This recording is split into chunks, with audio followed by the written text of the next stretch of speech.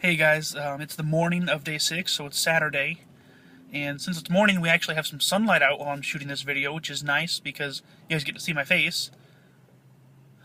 I guess it's nice for some people, others might disagree, but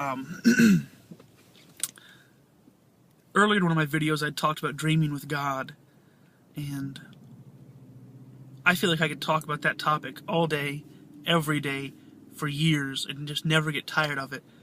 Because every time I think about dreaming with God, He seems to give me a newer, bigger, more involved dream of what He's doing in my life and in the lives of people around me. I found that I have an uncanny ability to dream bigger dreams for people than they dream for themselves. Simply because, while I don't know all that God can do, because He's infinite and I'm very finite, I know that He can do so much more than we could imagine. But one story that I think is just so wonderfully depicting of dreaming with God is the story of Abraham. And of course it starts with in Genesis chapter 12, where God calls to Abraham and says, leave your father's house. Go to a land I will show you. So on a whim, just on a word from a God that he's not talked to before, Abraham up and goes. But Abraham's original dream was leaving his father's house and finding this land. And as Abraham goes along, the Lord begins to talk to him. Abraham, look at the stars tonight. Your descendants are going to be more than the stars in the sky. All the nations of the earth are going to be blessed through you. And these are the things that God starts to say to Abraham. Abraham's dream was originally, I'm going to live at my father's house. Then God spoke to him. And his dream became, I'm going to go find a land that God's going to show me. God spoke to him again. I'm going to go find Canaan, the land of promise. Then God speaks to him again and says, all the nations of the earth are going to be blessed through you. And suddenly, Abraham's like, okay, how is this going to happen? I don't have a son, so on and so forth. But, and of course, he tries to make it happen, makes some mistakes. But then God gives him Isaac. And Isaac is the beginning of the fulfillment of the promises and the dreams that God has for him. That God has for Abraham, not for Isaac. Well, I guess Isaac being born is pretty important for Isaac. But, so Isaac begins to grow, and the Lord calls Abraham to a mountain. Mount Moriah was the mountain range name. And we all know the story. God tells Abraham, and of course this is my spin on my Justin paraphrase, I guess. It seems my paraphrases end up being a lot longer than the actual story, so don't judge me on that. But God calls to Abraham and says, okay, I've begun to give you your dream. Can I have it back? I've begun to give you these promises. What do you do if I ask for them back? And Abraham's response, it's just so simple and so beautiful.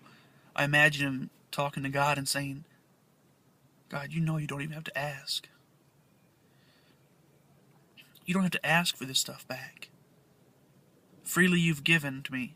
Freely you can take it away.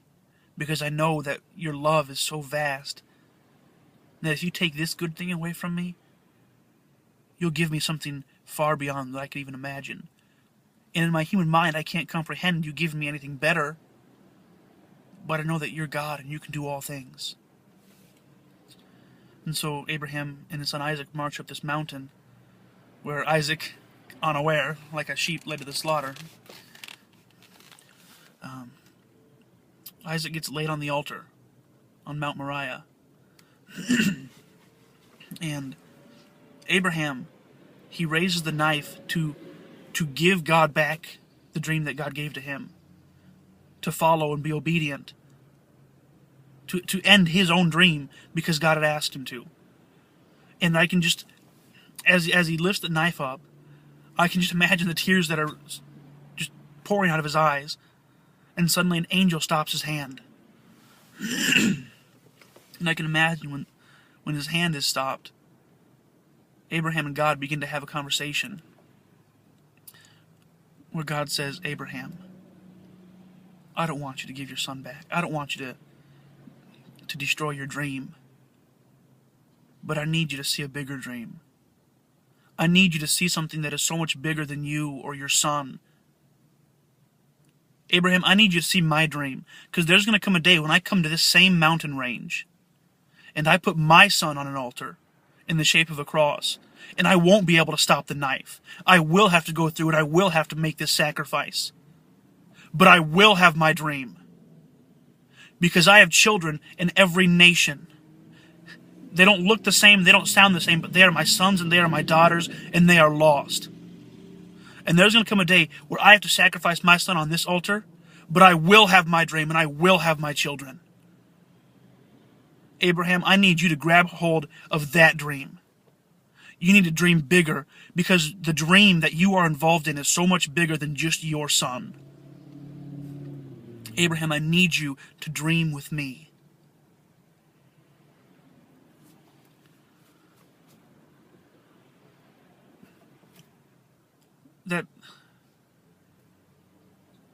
That's what I want.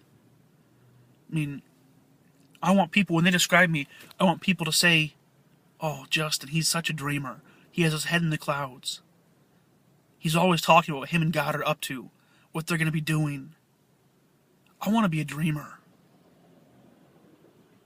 And of course, that reminds me of the song from Tangled with Rapunzel, but it's neither here nor there. Hey, thanks for listening. Thanks for watching. Get a bigger dream. Dream with God.